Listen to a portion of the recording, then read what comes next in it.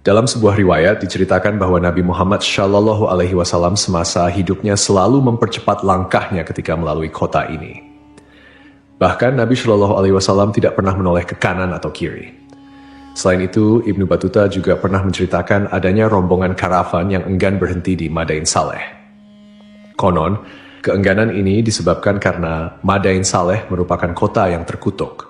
Orang-orang Arab menyebutnya sebagai markas jin yang harus dijauhi. Jika terpaksa harus ke tempat tersebut, maka seorang muslim harus melewatinya secepat mungkin dalam keadaan menangis dan takut akan murka Allah Subhanahu wa Ta'ala. Namun, saat ini pemerintah Arab Saudi membangun kota ini menjadi tempat wisata sejarah. Tentunya, hal ini bertentangan dengan apa yang disabdakan Nabi Shallallahu Alaihi Wasallam. Lalu, bagaimanakah kisah sejarah masa lalu tentang kota ini? Namun sebelum lanjut, mohon tonton video ini sampai selesai agar tidak ada kesalahpahaman serta dukung kanal ini dengan cara subscribe, like, dan komentar agar kanal ini semakin maju dan berkembang. Terima kasih.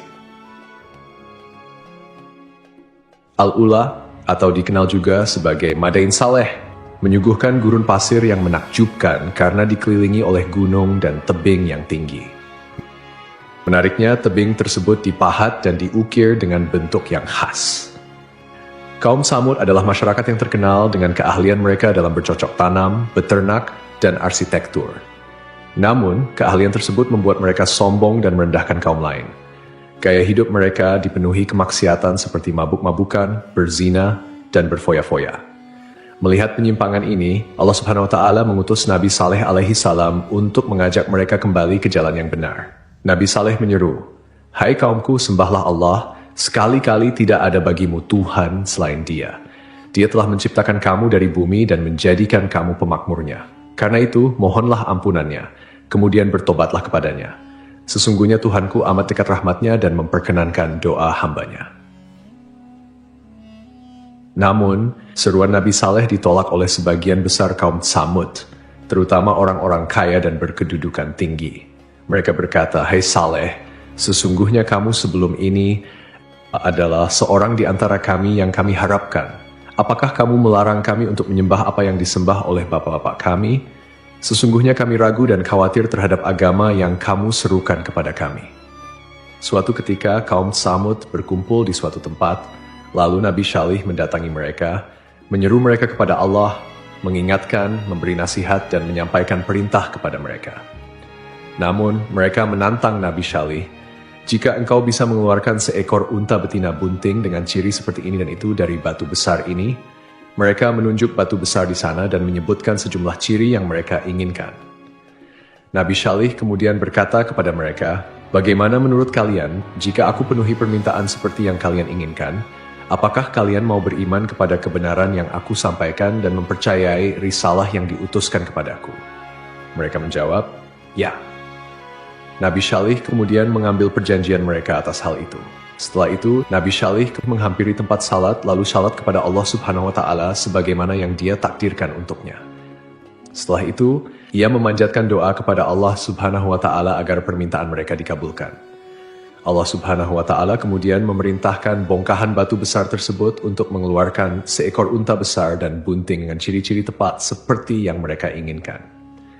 Saat melihat mukjizat itu dengan mata kepala sendiri, mereka menyaksikan suatu hal besar, kuasa nyata, bukti jelas, dan terang. Banyak di antara mereka yang beriman, namun sebagian besar tetap kafir, tersesat, dan membangkang. Karena itu Allah Subhanahu wa Ta'ala berfirman, "Tetapi mereka menganiaya unta betina itu, yaitu mereka mengingkarinya." Sebagian besar di antara mereka enggan mengikuti kebenaran meskipun telah melihat mukjizat tersebut.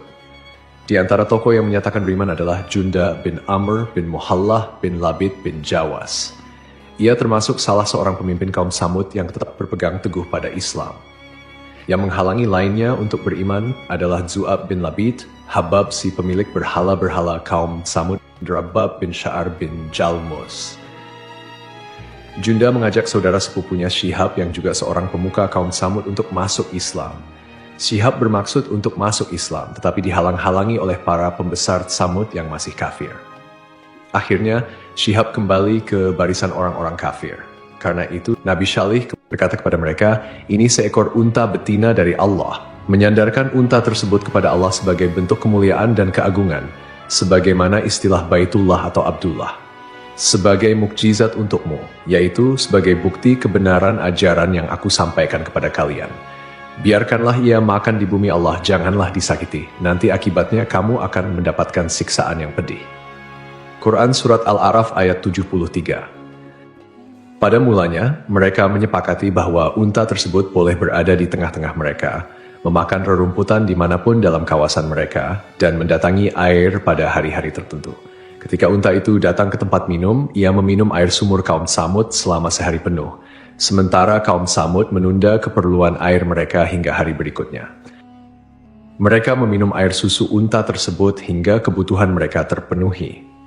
Karena itu, Nabi Syalih berkata, ini seekor unta betina yang berhak mendapatkan giliran minum, dan kamu juga berhak mendapatkan giliran minum pada hari yang ditentukan. Quran Surat Asy-Syu'ara ayat 155. Setelah situasi ini berlangsung cukup lama, para tokoh kaum Tsamud akhirnya berkumpul dan mencapai kesepakatan untuk menyembelih unta tersebut. Mereka merasa terganggu dan ingin leluasa memenuhi kebutuhan air mereka. Setan pun menghiasi perbuatan buruk ini sehingga tampak indah di mata mereka. Eksekutor penyembelihan unta ini adalah Qidar bin Salif bin Junda, seorang pemimpin kaum Tsamud. Ia digambarkan berkulit merah bercampur biru dan abu-abu. Ada yang menyebutkan bahwa ia adalah anak zina yang dilahirkan di tempat tidur Salif. Salif sendiri adalah anak seseorang bernama Syaiban. Aksi ini dilakukan atas kesepakatan seluruh kaum Tsamud. Karena itu, tindakan ini dikaitkan dengan mereka semua. Ibnu Jarir dan ulama tafsir lainnya menyebutkan bahwa ada dua wanita dari kaum Tsamud yang berperan dalam rencana ini. Salah satunya adalah Syaduk binti Mahya bin Zuhair bin Mukhtar, seorang wanita terhormat dan ditaati. Ia adalah istri seorang lelaki yang telah masuk Islam, tetapi kemudian menceraikannya. Syaduk kemudian memanggil saudara sepupunya Mashrab bin Mahraj bin Mahya dan menawarkan dirinya jika Mashrab bersedia menyembelih unta tersebut. Wanita lainnya adalah Unaizah binti Gunaim bin Majlas yang memiliki kunyah Ummu Ganamah. Ia adalah wanita tua yang kafir. Unaizah memiliki beberapa anak perempuan dari suaminya, Zuab bin Amr, salah seorang pembesar kaum Tsamud. Ia menawarkan 4 putrinya kepada Qidar bin Salif jika ia bersedia menyembelih unta tersebut, dan Qidar dipersilakan memilih salah satu dari putrinya. Akhirnya kedua pemuda ini, Mashra dan Qidar, bergerak untuk melaksanakan rencana tersebut. Berita ini segera menyebar di kalangan kaum Tsamud. Ada 7 orang lain yang menerima ajakan untuk menyembelih unta tersebut, sehingga jumlah total mereka menjadi 9 orang. Mereka inilah yang disebutkan dalam firman Allah Subhanahu wa Ta'ala. Dan adalah di kota itu 9 orang laki-laki yang membuat kerusakan di muka bumi, dan mereka tidak berbuat kebaikan. Quran Surat An-Naml ayat 48. Mereka membujuk kabilah lain untuk mendukung rencana tersebut, dan akhirnya semuanya pergi untuk mengintai unta itu. Saat unta meninggalkan tempat air, Mashra memasang perangkap dan memanahnya.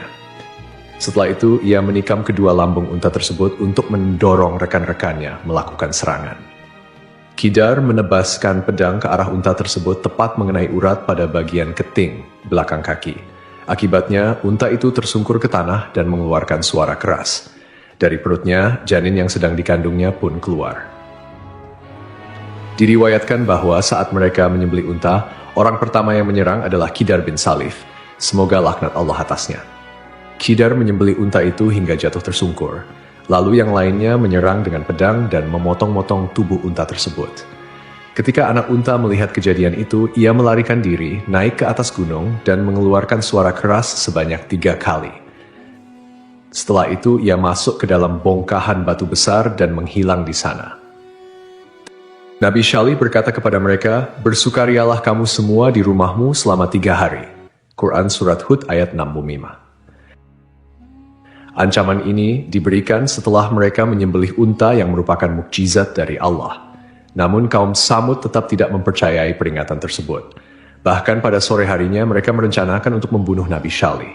Mereka berkata, "Bersumpahlah kamu dengan nama Allah bahwa kita pasti akan menyerang dia bersama keluarganya pada malam hari." Mereka bermaksud menyerang Nabi Syalih di rumahnya bersama keluarganya dan melenyapkannya. Setelah itu, mereka berencana untuk mengingkari perbuatan tersebut jika para wali Nabi Syalih menuntut keadilan. Mereka berkata, Kemudian kita akan mengatakan kepada ahli warisnya, kami tidak menyaksikan kebinasaan keluarganya itu. Dan sungguh kami adalah orang-orang yang benar. Quran Surat An-Naml ayat 9. Allah Subhanahu wa Ta'ala kemudian mengirimkan bebatuan yang menimpa mereka yang berniat membunuh Nabi Syalih, sehingga mereka semua binasa. Ini adalah bentuk siksa yang disegerakan sebelum ajal mereka tiba. Pada hari Kamis, yaitu hari pertama dari masa penantian 3 hari, wajah mereka berubah menjadi pucat pasi, sebagaimana telah diancamkan oleh Nabi Syalih. Pada sore harinya, mereka saling berkata, 1 hari penantian telah berlalu. Pada pagi hari kedua, yaitu hari Jumat, wajah mereka berubah menjadi merah. Pada sore harinya, mereka berkata lagi, 2 hari penantian telah berlalu. Pada pagi hari ketiga, yaitu hari Sabtu, wajah mereka berubah menjadi hitam. Pada sore harinya, mereka berkata, masa penantian telah berlalu. Pada pagi hari Ahad, mereka mengenakan wewangian dan duduk menanti azab yang akan menimpa mereka. Mereka tidak tahu bentuk siksaan yang akan datang atau dari arah mana siksaan itu tiba. Saat matahari terbit, suara menggemuruh datang dari langit diikuti guncangan hebat dari bumi. Nyawa mereka melayang seketika, meninggalkan suasana senyap. Ancaman yang telah disampaikan menjadi kenyataan. Mereka tergeletak di bawah reruntuhan rumah mereka, tidak bergerak dan tidak bernyawa. Para ahli tafsir menyebutkan tidak ada yang selamat kecuali seorang budak perempuan yang lumpuh bernama Kalbah binti Salak. Sumber lain menyebutkan namanya Zariah. Ia sangat ingkar kepada Nabi Syalih. Ketika azab datang, ia berusaha melarikan diri dan mencapai salah satu perkampungan Arab. Di sana ia menceritakan kejadian yang menimpa kaumnya. Setelah meminta air minum dan meminumnya, ia pun meninggal dunia. Allah Subhanahu wa Ta'ala berfirman, seolah-olah mereka belum pernah tinggal di tempat itu. Quran Surat Hud ayat 68. Artinya, mereka seakan-akan tidak pernah hidup di negeri itu dengan segala kelimpahan rezeki dan kekayaan. Allah juga berfirman, ingatlah kaum Samud mengingkari Rabb mereka. Ingatlah, binasalah kaum Samud. Setelah kaumnya binasa, Nabi Syalih berkata kepada mereka sambil meninggalkan negeri tersebut, wahai kaumku, sungguh aku telah menyampaikan amanat Tuhanku kepadamu dan aku telah menasihati kamu. Nabi Syalih menegaskan bahwa ia telah berusaha sekuat tenaga untuk memberikan petunjuk kepada mereka dengan tutur kata, tindakan, dan niat yang tulus. Namun, kaum Samud menolak kebenaran dan tidak menyukai orang yang memberikan nasihat. Menurut salah satu riwayat, Nabi Syalih pindah ke Tanah Haram dan tinggal di sana hingga wafat. Profesor di Departemen Arkeologi Universitas Raja Saud, Ahmad Muhammad Al-Abudi, menuturkan bahwa kaum pertama yang menempati wilayah Al-Ula adalah kaum Samud, yang kemudian diikuti oleh bangsa Nabatean. Al-Abudi sendiri telah menghabiskan waktu lebih dari 14 tahun untuk meneliti situs-situs tersebut, dan penelitiannya sering dikutip oleh berbagai media, termasuk Al-Arabiya. Meskipun kaum Samud telah menerima azab yang sangat menyedihkan karena menolak peringatan dari Nabi Syalih alaihi salam, mereka ternyata memiliki keahlian yang luar biasa dalam bidang pertukangan, khususnya dalam hal ukiran dan pahat memahat batu. Salah satu bukti dari kemahiran kaum Samud dalam mengukir ditemukan oleh arkeolog yang mengkaji sejarah kaum Nabi Hud alaihi salam dan kaum Samud di Arabia Selatan, Brian Doe. Ia menyatakan bahwa kaum Samud dikenal melalui berbagai tulisan dan pahatan pada dinding batu yang mereka tinggalkan. Tulisan-tulisan ini secara grafis memiliki kemiripan dengan huruf-huruf Semitik yang dikenal dengan sebutan Tamudik. Banyak dari tulisan-tulisan ini ditemukan di wilayah Arabia Selatan hingga ke kawasan Hijaz. Selain itu, para arkeolog juga berhasil menemukan sejumlah batu karang yang merupakan peninggalan budaya kaum Samud. Penemuan ini tersebar di berbagai tempat, seperti pegunungan dan lembah-lembah di wilayah Arabia Selatan dan Tengah, termasuk di Gunung Athlab, serta berbagai artefak seperti tembikar yang menggambarkan kecanggihan teknik pembuatan barang-barang mereka. Karena keterampilan dan kepandaian mereka, ukir jadikan komoditas perdagangan dengan komunitas lain. Sebagian dari ukiran tersebut juga digunakan sebagai dekorasi di rumah-rumah mereka. Kaum Samud juga dikenal memproduksi barang pecah belah seperti tembikar dengan desain unik dan nilai seni yang tinggi. Selain itu, mereka juga memperdagangkan kemenyan dan rempah-rempah yang memberikan mereka kekayaan yang memungkinkan mereka membangun istana, rumah yang dipahat dari batu, serta makam-makam yang terletak pada tebing-tebing karang. Kota ini, yang kini dikenal sebagai Madain Saleh, berasal dari bahasa Arab yang berarti kota Saleh. Kota kuno ini terletak di bagian utara Hijaz, yang saat ini menjadi wilayah Arab Saudi, sekitar 20 km dari kota Al-Ula. Kaum Samud dan Nabatean, mereka hidup sekitar 3.000 tahun sebelum Masehi, antara zaman Nabi Nuh alaihissalam hingga zaman Nabi Muhammad shallallahu alaihi wasallam. Situs bersejarah ini terletak di barat laut kota Al-Ula, pada posisi strategis di salah satu rute perdagangan kuno yang menghubungkan selatan Semenanjung Arab dengan utara, termasuk Mesopotamia, Suriah, dan Mesir. Jarak antara Madain Saleh dengan kota Madinah sekitar 450 km, sedangkan dari Makkah sekitar 900 km. Perjalanan dari Madinah memakan waktu sekitar 4 jam melalui jalur panjang yang membelah gunung dan gurun berbatu. Madain Saleh dahulu dikenal dengan nama Al-Hijr, yang berarti tempat berbatu, karena lokasinya berupa bukit-bukit berbatu.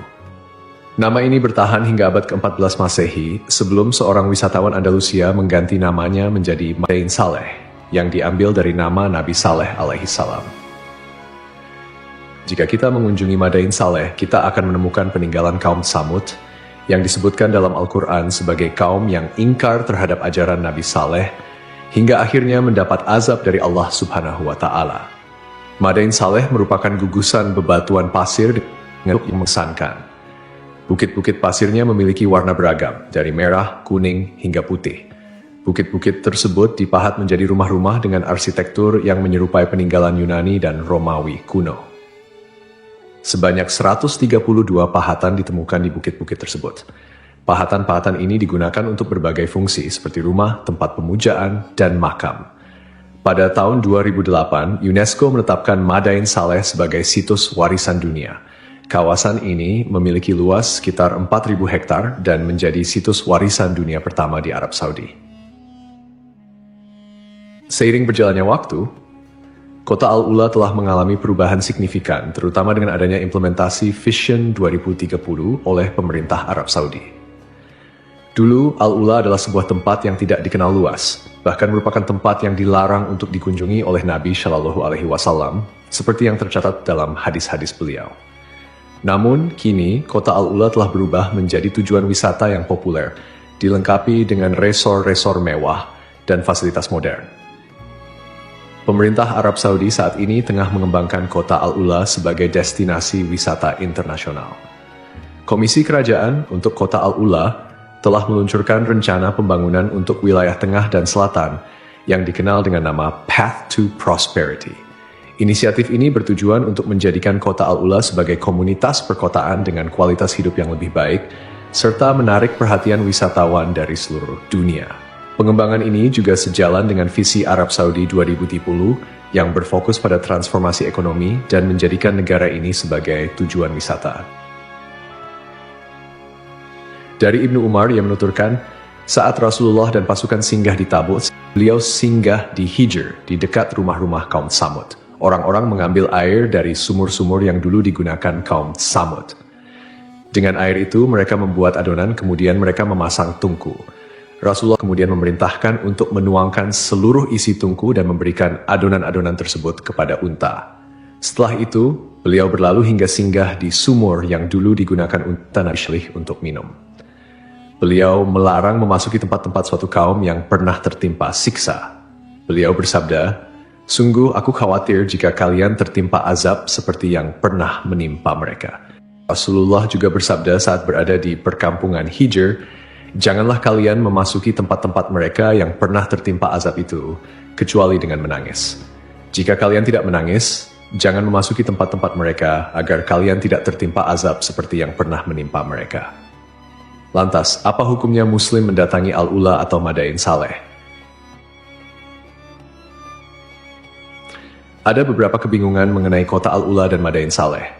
Keduanya merupakan dua lokasi yang berbeda, tetapi letaknya berdekatan dengan jarak tempuh sekitar 25 hingga 31 km. Ulama Arab Saudi, Sheikh Asim Al-Hakim, ketika mendapat pertanyaan tersebut, mengatakan bahwa Madain Saleh adalah daerah yang dilarang Rasulullah untuk didatangi. Jika terpaksa harus ke tempat tersebut, maka seorang muslim harus melewatinya secepat mungkin dalam keadaan menangis dan takut atas murka Allah. Namun daerah ini harus didefinisikan dengan jelas, karena saat ini Madain Saleh adalah nama yang diberikan untuk seluruh wilayah. Daerah yang ditimpa azab dan siksa Allah adalah daerah yang terbatas. Oleh karena itu, seseorang harus bertanya kepada ahli tentang lokasi tersebut, di mana daerah ini bermula dan di mana berakhir. Inilah daerah yang tidak boleh dimasuki atau didekati. Selain itu, tidak masalah, jelas Sheikh Asim Al-Hakim. Tidak semua daerah Al-Ula atau Madain Saleh tertimpa azab Allah yang diturunkan kepada kaum Tsamud. Oleh karena itu, penting untuk mengetahui batasannya, mana daerah yang dilarang dan mana yang diperbolehkan untuk dimasuki. Daerah yang terkena azab Allah jelas tidak boleh dimasuki. Wallahu alam. Bagaimana pendapat sahabat sekalian? Tulis di kolom komentar.